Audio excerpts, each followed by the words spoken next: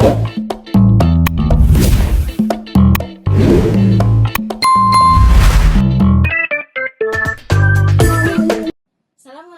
warahmatullahi wabarakatuh. Halo teman-teman Camp People, balik lagi sama aku Lina Hanulisa. Kali ini kita ada di podcast Chemistry. Nah, kita akan membahas seputar kimia tekstil secara umum. Nah, dari topik pembahasan pada hari ini kita akan membahas kain cotton yang bisa menguning. Nah, tanpa berlama-lama, mari kita mulai topik hari ini dengan narasumber yang hebat, yaitu Bulan. Bulan, boleh sapa dulu teman-teman Camp People yang menonton video pada hari ini. Halo Camp People semua, Assalamualaikum warahmatullahi wabarakatuh. Perkenalkan, saya Wulan. Alhamdulillah hari ini teman-teman dari Himakit berkenan untuk mengajak saya untuk bisa berkontribusi dalam kegiatan Himakit ya. Hari ini mungkin kebetulan topiknya tentang proses finish textile yang berkaitan dengan kurang lebih banyak dengan beberapa mata kuliah yang saya ambil. Mudah-mudahan bisa menjawab kepenasaran dan keingintahuan dari Camp People semua. Oke? Nah, itu buat teman-teman yang belum mengenal sama Bulan. Bulan itu salah satu dosen Politeknik STT Bandung yang mempelajari keilmuan tentang tekstil. Nah, tanpa berlama-lama, topik pada pagi hari ini mari kita bahas secara mendalam. Nah, untuk topik kali ini kita akan membahas kenapa sih kain cotton tuh bisa menguning. Nah, langsung saja kita tanyakan kepada Bulan, kira-kira secara umumnya kenapa sih kain cotton itu bisa menguning? Nah, kayak memang banyak peristiwa ya, banyak kejadian ketika memperlakukan kain kapas itu dapat bertendensi membentuk efek yellowing ya. Ada beberapa faktor penyebab yellowing itu. Pertama dari seratnya itu sendiri. Serat kapas, kita tahu serat kapas itu banyak gugus hidroksilnya. Nah, dari struktur molekulnya ini serat kapas ini punya sifat kecenderungan untuk mudah teroksidasi. Mudah teroksidasinya oleh apa?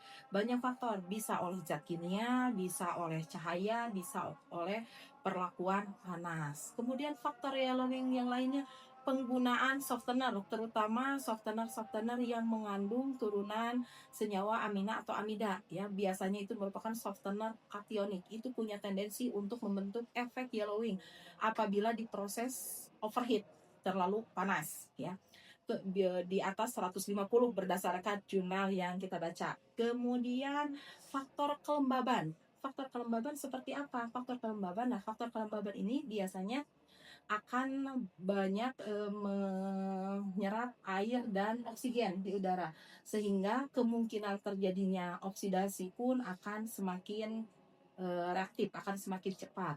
Selain itu kemudian pengaruh dari pH bisa kita lihat dari beberapa referensi yang kita baca bahwa pada perlakuan pH sedikit netral menuju ke alkali itu cenderung bisa meningkatkan efek yellowing, terutama untuk kain-kain yang telah diproses menggunakan softener kationik. Nah, apabila sebaliknya dalam kondisi asam, kain-kain itu cenderung tidak memberikan efek warna atau tidak memberikan efek yellow. Kemudian pengaruh dari keberadaan logam. Logam di sini fungsinya adalah sebagai katalis. Logam ini bisa mempercepat terjadinya reaksi oksidasi pada serat kapas. Jadi keberadaan logam misalnya telah dilakukan proses-proses sebelumnya yang memang melibatkan keberadaan logam, itu bisa meningkatkan efek yellowing pada kain kapas. Selain itu kemudian ada faktor kondisi udara. Kondisi udaranya adanya misalnya kontaminan seperti zat-zat NOx. Yang NOx ini bisa bereaksi sangat-sangat reaktif sekali terhadap keberadaan BHT, di mana BHT ini biasanya terkandung dalam kemasan sebagai bahan baku pembuatan kemasan plastik ya. Kemudian setelah itu ada penggunaan dari asam, ada beberapa penelitian pada proses finishing anti crease, di mana untuk meminimalisir penggunaan kadar formaldehid bebas ada senyawa digunakan sekarang ini banyak digunakan senyawa berbasis polikarboksilat ya, diantaranya adalah asam sitrat. asam sitrat ini apabila dipanaskan itu punya kecenderungan untuk membentuk aconitic acid, ya, di mana aconitic acid ini bisa memberikan efek yellow pada kain. Nah, jadi gitu ya teman-teman, banyak faktor yang menyebabkan kain kapas itu bisa berubah menguning.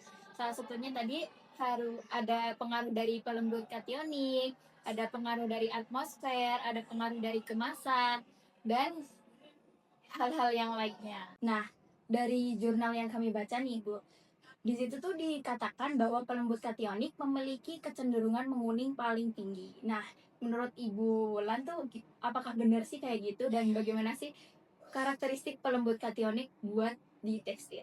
Oke, untuk sekarang ini jurnal ini pun sudah saya baca ya.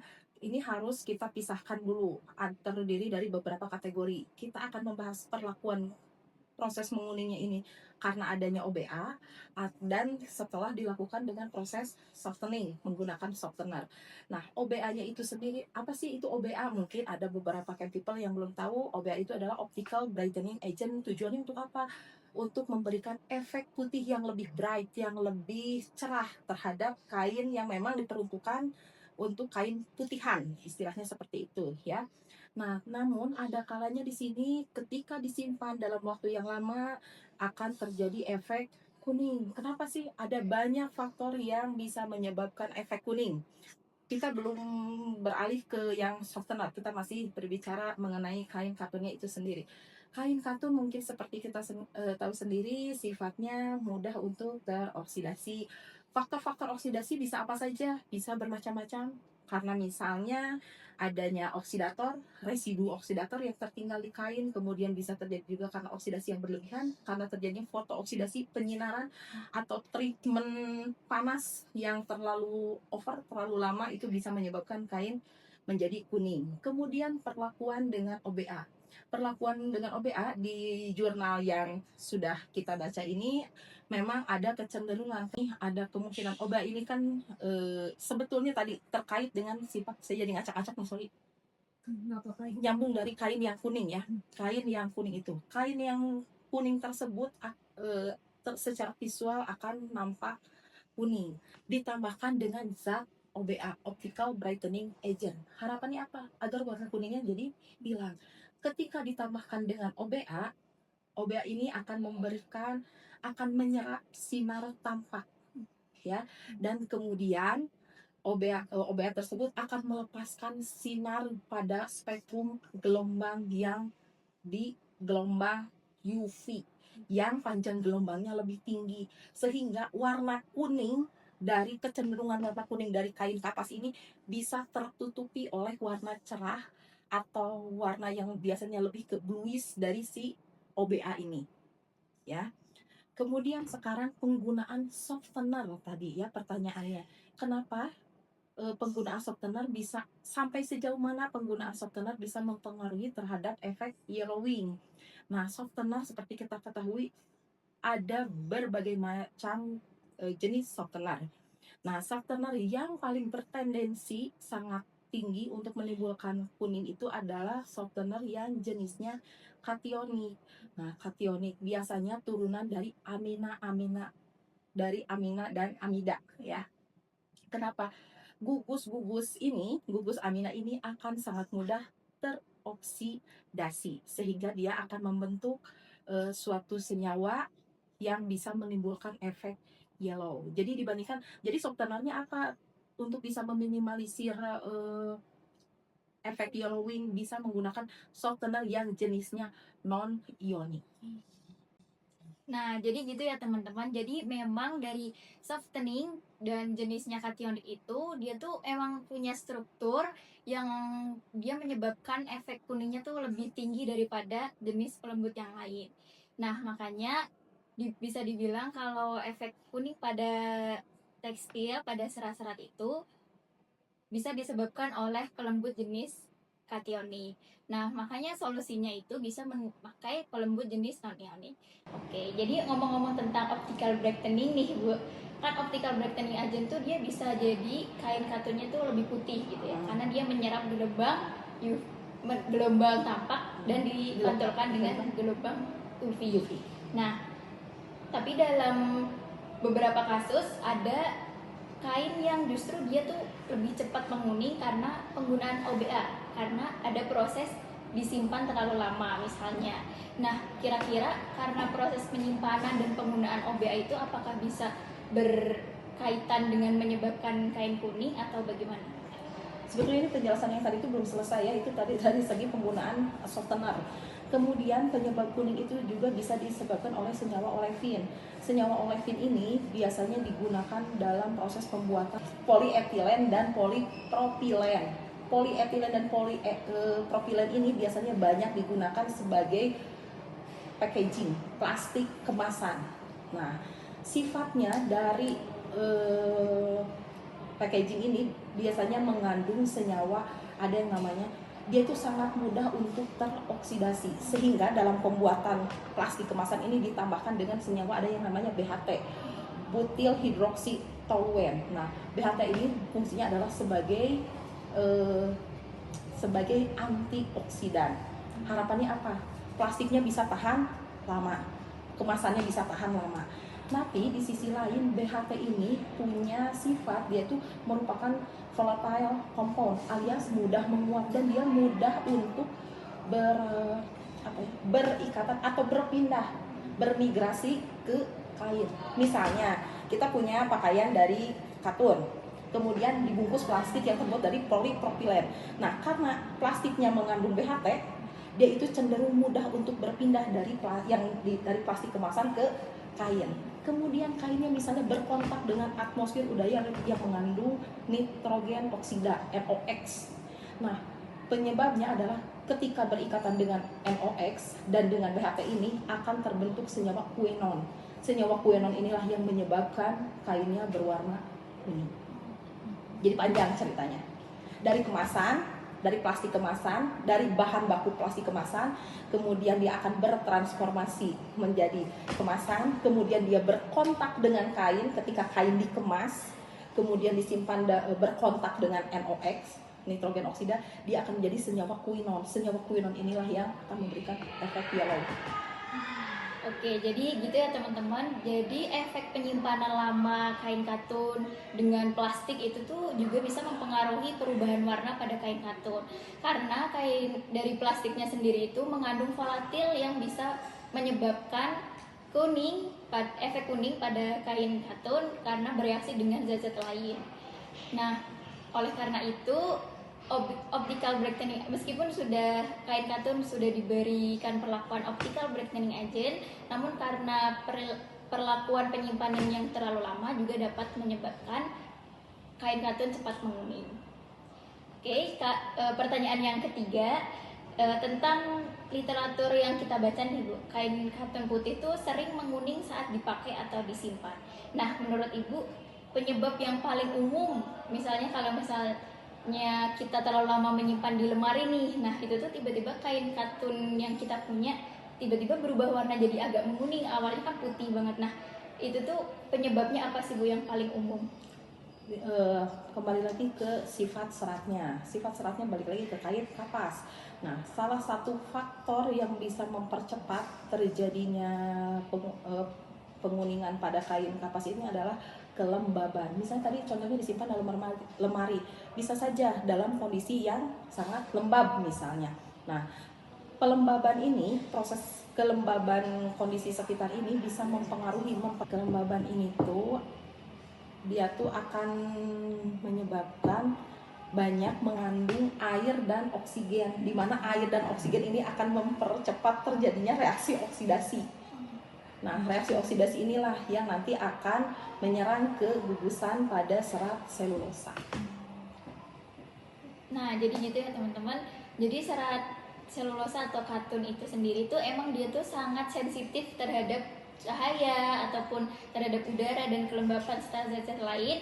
Makanya penyimpanan dan proses dalam packing kain katun tuh dia lebih banyak gitu ya, karena dia punya sensitif terhadap udara dan lain-lain. Lanjut ke pertanyaan selanjutnya, yaitu seberapa besar sih pengaruh suhu dan lama pengeringan kain katun terhadap munculnya noda kuning? Pengaruh suhu dan waktu. Oke. Pengaruhnya tadi ya terkait dengan suhu maupun waktu. Pengaruhnya sangat besar. Kita lihat dulu misalnya untuk aspek suhu. Nah, suhu itu biasanya kain kapas, terutama misalnya kain kapasnya sudah diproses dengan proses softener tadi contohnya yang jenisnya kationik. Ini berdasarkan literatur yang saya baca, apabila overheat kita panaskan sampai dengan di atas 150 derajat itu ada kemungkinan bertendensi membentuk warna kuning. Nah, ini tadi yang kationik juga kalau misalnya tidak diproses di atas suhu itu dia aman. Tapi ketika dia overheat di atas 150 dia bisa menimbulkan efek kuning. Kemudian tadi waktu lama penyimpanan. Misalnya dia lama disimpan dan berkontak langsung dengan air dan udara dalam kondisi kelembaban tertentu, tentu saja itu akan menimbulkan efek oksidatif yang berlebih yang dapat kemungkinan bisa menyebabkan efek kuning atau indikasi kerusakan pada serat selulosa. Nah, mungkin dari tadi kita ngomong tentang yellowing nih. Pasti teman-teman pengen tahu kan, yellowing tuh kayak gimana sih? Nah, pertanyaan selanjutnya ini kita akan membahas tentang yellowing pada kain katun. Nah, dari jurnal yang kita telah baca, itu ada 2 yellowing yang mekanisme. Yang pertama ada thermo yellowing dan phenolic yellowing. Nah, kita tanyakan langsung saja ke Bu Bulan, apa sih thermo yellowing dan phenolic yellowing? Bagaimana ini? Oke. Ada sedikit perbedaan ya. Sebetulnya dua-duanya memberikan efek yang sama, efek yellowing. Cuma yang satu disebabkan oleh karena komponen fenol, yang kedua dikarenakan karena komponen suhu ya, perlakuan suhu. Nah, untuk yang fenolik ini terkait dengan tadi yang sudah saya jelaskan, yaitu terkait fenol itu yang tadi yang BHT itu terkait dengan hubungannya biasanya dengan kemasan, dengan packaging ya, bahan baku dari packaging yang mengandung ditambahkan dengan BHT ya, dia akan berubah nanti ketika berkontak dia dengan kain, dia akan menjadi berkontak dengan NOx, dia menjadi senyawa quinon. Senyawa quinon ini dia akan BHT-nya ini bisa bermigrasi ke kain, berkontak dengan NOx yang menyebabkan menguning. Itulah yang disebut dengan phenolic yellow. Jadi phenolic yellow itu senyawa fenol, dalam hal ini konteksnya diperoleh dari mana? Dari bahan baku kemasan, dari senyawa olefin. Yang senyawa olefin ini nanti akan digunakan sebagai bahan baku pembuatan polietilena dan polipropilen ya. Nah, yang kedua terkait dengan suhu tadi yang seperti sudah saya jelaskan juga di sebelumnya, bahwa perlakuan suhu ini terutama pada kain-kain yang sudah diproses dengan softener kationik biasanya punya tendensi lebih tinggi untuk menimbulkan efek yellow, terutama ketika dilakukan overheat ya dalam proses pengerjaannya. Okay. Nah, jadi teman-teman tadi udah dibahas ya tentang thermo yellowing dan phenolic yellowing. Nah, kalau thermo yellowing itu karena panas yang berlebih. Jadi dari gugus amina softener kationik tadi dia akan teroksidasi dan membentuk senyawa yang menyebabkan warna kuning pada kain.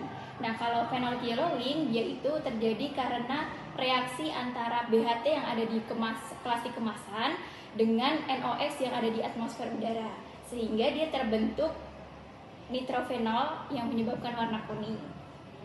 Dan umumnya dari thermo yellowing dan phenolic yellowing itu prosesnya akan lebih lama di phenolic yellowing karena dia butuh waktu berminggu-minggu dan bulan di mana dia berkontak dengan kemasan tersebut yang mengandung BHT. Dan untuk pertanyaan terakhir, kalau kita udah bicara tentang yellowing, tentang OBA dan softening agent, kita akan membahas tentang bagaimana sih cara solusi dari kain katun yang sudah menguning itu, apakah bisa dia dikembalikan ke warna yang aslinya atau dia bisa diproses biar bisa lebih putih lagi kalau sudah menguning. Cara menghilangkan efek yellowing ini kembali lagi seperti kita ingat mungkin dengan materi tentang bleaching, pengelantangan. Prinsipnya bagaimana pengelantangan itu? Jadi zat pengelantang akan mengoksidasi atau mereduksi gugus-gugus terkonjugasi yang menyebabkan warna ya. Jadi gugus-gugus teroksidasi ini harus didegradasi, harus dirusak ya, sehingga warnanya bisa hilang. Nah, caranya pun sama untuk menghilangkan efek yellowing ini. Salah satu caranya itu adalah dengan menggunakan proses bleaching. Bleachingnya dengan apa? Ada jurnal yang membahas ini, yaitu dengan dan sudah terbukti berhasil itu menggunakan H2O2 sama seperti bleaching dalam kondisi alkali. Nah, apa yang terjadi ketika proses bleaching menggunakan H2O2 dalam kondisi alkali ini? Ketika bereaksi, H2O2 dengan alkali ini akan terbentuk ion perhidroksil, HOO-, di mana yang nantinya akan menghasilkan oksigen radikal. Oksigen radikal inilah dia yang akan menyerang gugus-gugus terkonjugasi, ataupun ada dua kemungkinan, menyerang gugus terkonjugasi, ada juga yang merusak ikatan ester.